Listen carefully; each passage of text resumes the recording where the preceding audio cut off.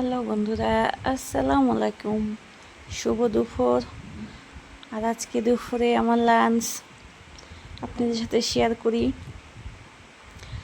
আজকে madam online থেকে order করেছে মুরগি পোড়া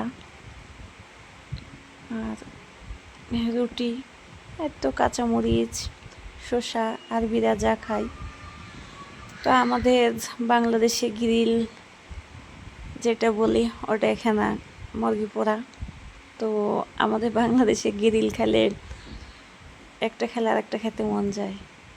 আর এতগুলো দিয়েছে তাও আমাকে খেতে ইচ্ছা করছে না, কেন কি একদম আধ কাঁচা, আমি খেতেই পারি না। তারপরেও একটু না খেলে হয় না। এখন ম্যাডাম বারবার বলছে একটু খা, তো আমি আবার রুমে এসে খেলাম, হালকা হালকা খায়। আর এই আধা আধা কাঁচা খাবার খেয়ে খেয়ে আমার কিন্তু শরীরটা অনেক কমে গেছে। এটা অনেক সুবিধা হয়েছে, যেটা বাংলাদেশে টাকা দিয়ে জিম করেও কমে না, সেটা ফাও কমে গেছে। তো সবাই কেমন আছেন? সবাই ভালো আছেন তো আল্লাহর রহমতে। হ্যাঁ, সবাই একটু বেশি বেশি করে আমার জন্য দোয়া করুন, আমি যেন তাড়াতাড়ি বাংলাদেশে ফিরে আসতে পারি। প্রবাস জীবন অনেক কষ্টর, অনেক একা।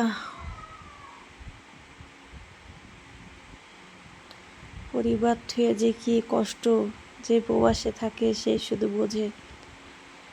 প্রবাসে দেশের মানুষ ফোন দিলে ভালোই তো আছিস, ভিতরের খবর কেউ জানে না।